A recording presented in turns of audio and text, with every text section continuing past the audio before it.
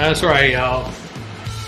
Here, Swallow Beer Review is here. We Shag Dog is our rocker reviews and awesome brews. That's right, 1985, my top 10 albums of 1985. And we're going to get into that. We might play this song lowly. Yeah, there we go. Yeah, so 1985, what a great year, right? Not really. I had a hard time with this list, and some of these albums I had to reach deep. And there's a lot of albums out there. I was like, wow, I like these 2 or 3 songs, but the rest of the albums were crap, you know. So 1985 was a rough year, actually. And I did this video a few days ago, but the quality I did with my phone because my internet was out because of Hurricane Helene. So I decided to delete that and redo it. So at least besides my whiteness and the lighting, hopefully this video will be a little bit better. In 1985, let's get into it. Number 10, 1985 albums. Number 10 would be Run DMC, King of Rock. You know, at that point in time, that must have came out before my next number 9, but at that point in time, that was the epitome of rap right there. King of Rock by Run DMC had the King of Rock. You Talk Too Much was a great song. And Rock the House, and then many other good songs on the album. But King of Rock song itself just holds the album up on its shoulders. You know, it's like lifting that whole album up. It doesn't matter what's on the rest of that album. You Talk Too Much was a pretty good song. You Talk Too Much, homeboy, you never shut up. You know, it was a really good rap song too. I mean, that was epitome of rap at that time. So that's my number 10. That's it. Let's get into this beer, though. Awesome brew I'm doing with his Rocket Review and Awesome Brew is Oktoberfest Festbier by Sierra Nevada. I got to hurry and get this video done and get to bed. But anyhow, number 9, LL Cool J Radio. Not LL Cool J's best album. And I would say none of the songs on their beat King of Rock by Run DMC, but I would say the rest of the album is the fillers and everything is better than Run DMC's King of Rock. You got I Can't Live Without My Radio, Rock the Bells, and Dear Yvette. I mean, just those 3 songs alone, plus a couple other good ones. Really good songs. Dear Yvette, Dear Yvette, Dear Yvette. Yeah. LL Cool J was rocking it hard there. I think, was that his first album? I think it might have been his first album. You know I can't live without my radio. But I can't remember all the words, but you know. So there's my top 10 and 9 right there. 2 rap albums. Probably the only rap albums on my list. Number 8. This guy here, this album, at the time you had, back in those years, you had We Are the World, Live Aid, Hands Across America, who knows what else. And then came along Farm Aid also. Farm Aid might have been before Hands Across America. I don't know. But this guy was one of the top guys, him, Willie Nelson, a couple other people. John Cougar Mellencamp, and his album was Scarecrow. And it had a big hit on there called Small Town. And another hit, you might not remember it being off that album, was called ROCK in the USA. And then Lonely O Nights.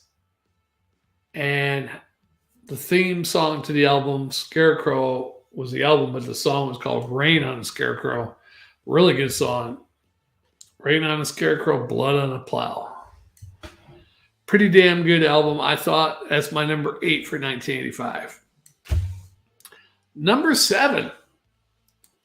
Well, if you're not rocking, you ain't rocking with Dockin'. Because that's my number 7 album of 1985, Under Lock and Key. Had the big hit In My Dreams. The Hunter, which is probably the first song I heard off the album. I'm the hunter. I can't remember the words. Oh, wow. But In My Dreams was the best song. I mean, that George Lynch guitar solo in that song. was awesome. It just hooked me into Docking at that. Now I heard a couple, the Hunter, maybe one or two. They had like what, 2 albums before this one. Heard a couple of the songs. I wasn't really interested in them too much, but In My Dreams was the one that actually really hooked me into Docking with that lead guitars, the chorus and the lead guitar solo. In My Dreams, it's all the same. You're still, love is strong and still remains. Come on. So let's take a sip of that beer. Hold up. Nice little Festbier. Jammer doesn't like Festbiers, neither does PA Brews, but yeah, I can enjoy them. I know what they're saying. Yeah, the Marzens are more the Oktoberfest beers, and they typically made these to get more people in the tents, I guess. You can't drink those Marzens. Have something a little lighter, I guess. It's Not Love was on that album also. It was a really great song. And my page ripped, so I don't know what the other song was. But anyhow, there you go. Number 6. This album came out, and it was the first album with their new guitarist. And I like the album cover. It was kind of cartoony looking, I guess, a little bit. But it was like a painted version of them, kind of. Like a photo of them, but painted. I don't know. It was white. A lot of whiteness in it. A lot of whiteness. Kind of look like me right now. I'm pretty white. But Kiss, Asylum. That's my number 6 of 1985. A lot of people, always go back to the Kiss fans, the original Kiss, the original Kiss. Bruce Kulick is my favorite guitarist from Kiss. I mean, he was there from Asylum all the way up to Revenge, and then that one little unreleased album, whatever it was called, that they eventually released because it was bootleg, so which wasn't a good album. But Revenge was probably their best album with him, and Asylum, my 2 favorite albums with him. And then, of course, you had Crazy Nights, Hot and Shade. Was that the 4 albums he had then?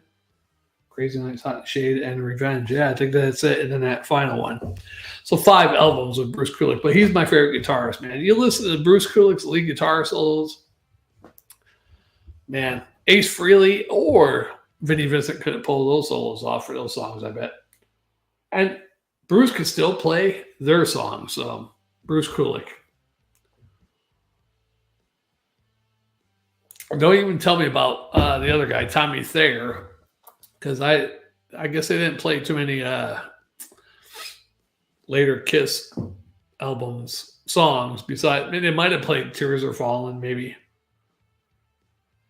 on those tours that they had with the makeup back on. But anyhow, all those later albums sucked really bad. So anyhow, Kiss, Asylum had Tears Are Falling, All Night, which is kind of a corny song, but it's kind of fun song to listen to at least. Who Wants to Be Lonely, which I think is a pretty good song. A lot of people don't like that one, but Trial by Fire is probably the best song with Gene on the vocals. And King of the Mountain is a really rocking song also. So that's my number 6 album of 1985. Number 5, this will probably surprise you, with Shag Dog. But I heard a couple songs by this band, from the 70s, late 70s, whenever the hell they came out. They had Magic Man, Barracuda, stuff like that.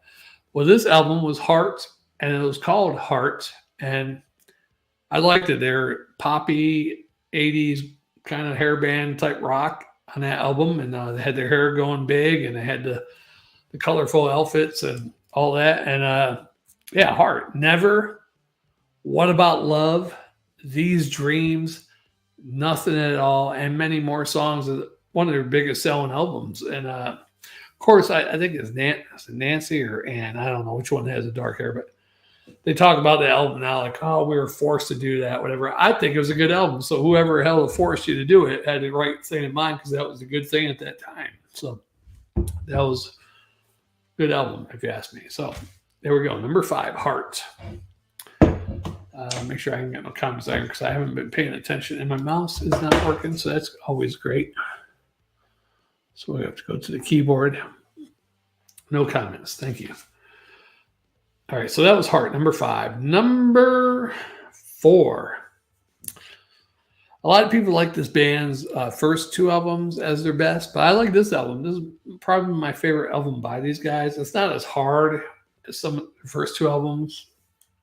More pop. They start getting more poppy. Of course, with one of the hits from the second albums, of course, the producers, record company executives wanted to do more love-friendly songs, I guess. But Night Ranger, 7 Wishes.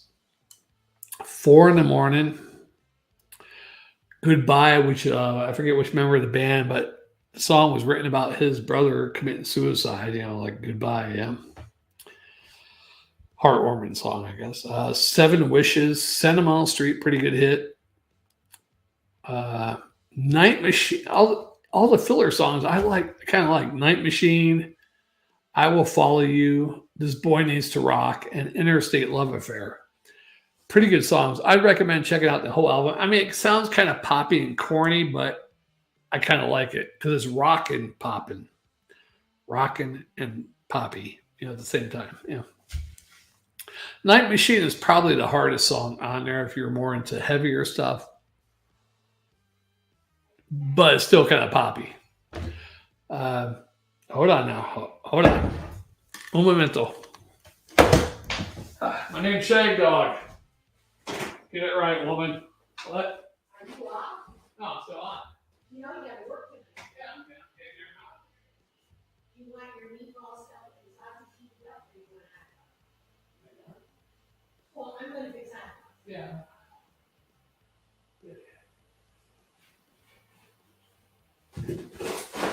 All right, y'all. Sorry about that. And sometimes the employees needs a little instructions, and I'll give it to them. Anyhow, yeah. So I'll have to go back and edit that out. But anyhow, yeah. Night Ranger, 7 Wishes, and the song 7 Wishes I really like. If your hand is 7 wishes, I can't remember the lyrics at this point. Heartache and heartbreaking. Anyhow, it's a good song, 7 Wishes. That was number 4. Number 3, Bon Jovi, 7,800 degrees Fahrenheit. This is before Slippery When Wet. So they had their first album. It had Runaway and I forget the name of another song off my top of my head right now. This is their second album, and the first single was In and Out of Love, and it just didn't hit really big. I mean, it was kind of big. They played it on MTV, but it wasn't as good as their next album, of course, with You Give Love a Bad Name, stuff like that. But it was a pretty good song, I thought. And then they also had Only Lonely. That one was a pretty good song, but it just didn't hit. I mean, it wasn't top 40 material, for being a single. I mean, it was an all right song, though. Then they had Silent Night, which is a ballad, a lot of synthesizer in there. It was a really good song. I love that song. Still to this day, I'll sing it at karaoke, matter of fact. The best rockin' song on that album, I thought, Tokyo Road. Really great song. And Hardest Part of the Night was a pretty good song, too. So that's my number 3 album of 1985. I'm sorry about 1985, y'all. It's about as good as it gets. Number 2. Now, let's take a sip of that awesome brew before we get to that rockin' review of number 2. Phil Collins. Phil Collins was on fire in the 80s, y'all. Whether he is doing with Genesis or solo. What the hell? I didn't write down the name of the album, but something about a straight jacket or something. Jesus, I didn't write down yet. I don't have my phone with me either. Oh well. Let's see. I can't even mouse it. Wow. Let's see if I can mouse it. I think it was something about a straight jacket, right? Trying to capture on the Quiet Riot type stuff. Phil Collins' 1985 album. No Jacket Required is what it was called. No jacket required. No straight jacket required or anything. Really good album. A lot of hits on that one. One More Night, Susudio, Don't Lose My Number. You know, that great song. Billy, Billy, don't you lose my number. I'm hoping Billy was a girl. Or Billy was a brother, drunk, drug user. Hey, Billy, don't lose my number. I'll come get you. And Take Me Home was a great one, too. Phil Collins, man. If you didn't hear Phil Collins in the 80s, there's something wrong with you. Every damn year. I think 83 to like 89 had Phil Collins or a Genesis song. Top 20, top 40 every year, probably. One More Night, though. Great song. Ooh, ooh, ooh, give me just one more night. One more night. Give me just one more night. Because I can't wait forever. Okay, I don't know the words. All right. You got it. My mouse ain't working. That's fucking great. All right. So that's number 2, Phil Collins. I mean, you go all through those years in the 80s, 83 to 88, 89. Phil Collins is there waiting for you with his thinning head, kind of like mine. Number 1 for me in 1985, and some people might not agree, and they're probably wondering why I didn't have like Judas Priest, Iron Maiden, all these other bands. A lot of those bands I like 1, 2, 3 songs, but the rest of the album I thought I just can't listen to them. So I got 10 albums that real quick that I remember. I probably could listen to some of those other albums, and maybe it could have been on this list, but I don't have time to listen to 50 albums, in 1 week or anything. So this is my number 1 album, and it's my number 1 band from the 80s is Rat. And the album is Invasion of Your Privacy. And, of course, the first solo or the first single from the album and the biggest hit from the album, Lay It Down, was great. Great video, everything. Steven Tyler's little birthday party. What did you wish for, Steven? You know what I wish for, baby. That we're gonna be dancing on the back of a rat. Whereas fleas, I guess we're fleas or something. I don't know. And then You're in Love is my favorite song from the album. And I don't know if you guys remember from the 80s, 85, 86 time frame. They had the top most requested videos on MTV at that time, and it was all hair bands. It was Motley Crue, Dokken, Rat, Cinderella when it came out in 86. All the hair bands, most of them were on the top requested. The hair bands were in at that time. And you had Motley Crue at that time, and Home Sweet Home was like number 1 forever. Then they made a rule you couldn't be number 1 for more than 3 months. They took you off the list or something like that because of Home Sweet Home. But yeah, You're in Love was my favorite song. They also had Give It All, Never Use Love, which I think was an old Mickey Rat song. Before they were Rat, they were called Mickey Rat. Of course, I guess Disney tried to sue them they had a cartoonish type character like Mickey Mouse, Mickey Rat. So they just changed the name to Rat, got rid of the Mickey Mouse looking character. But Never Use Love, I think it was from those days, but they recorded on this album. What You Give Is What You Get. A whole bunch of great songs on that album. Got Me on the Line. Dangerous but Worth the Risk. A great album, I thought. Didn't go quite as high as Out of the Cellar, of course. I think Out of the Cellar was probably their best album, but this was definitely their second best album, in my opinion. And yeah, it was all right. It was pretty good. And man, even now, Out of the Cellar, you play that, it's kind of timeless, but yet when you listen to certain songs on the album, it's like, wow, that's definitely early 80s.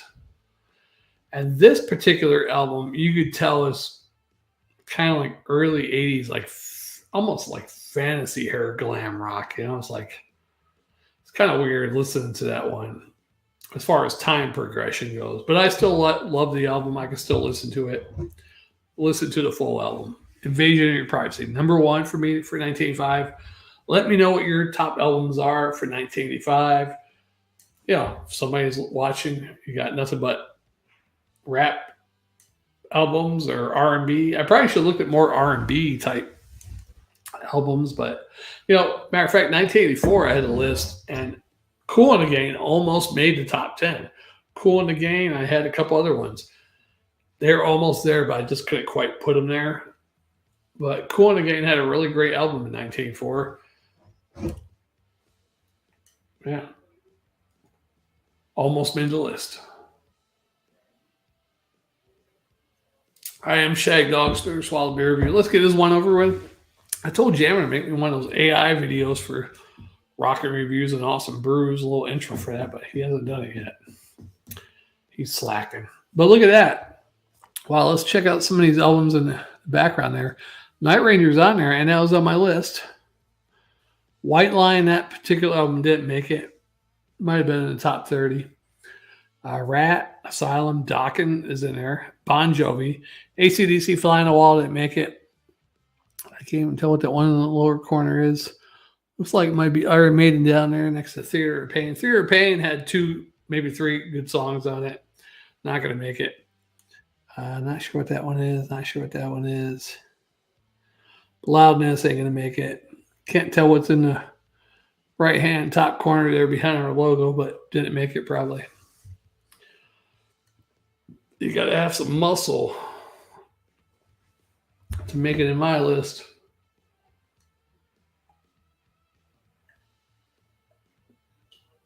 Anyhow, thanks for watching. This is a little segment we do, Rocket Reviews and Awesome Brews. We are a beer review channel, but occasionally we'll throw some Rocket Reviews and Awesome Brews in there.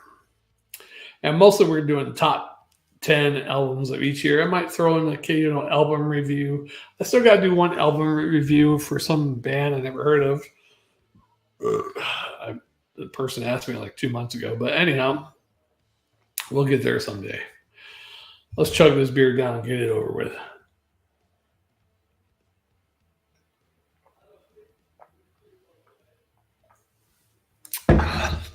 My roommate's like, don't you have to work tonight? I'm like, no, I don't have to.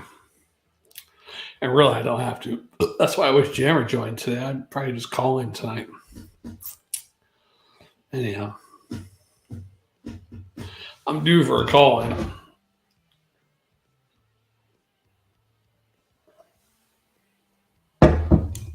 All right, we'll see you on the next one. Shag Dog, Spitter Swallow Beer Review, Rockin' Reviews and Awesome Brews.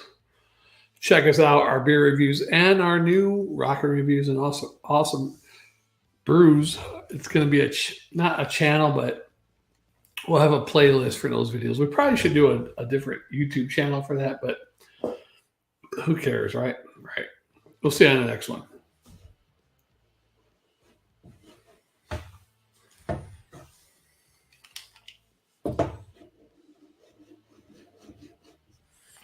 Work, magical mouse.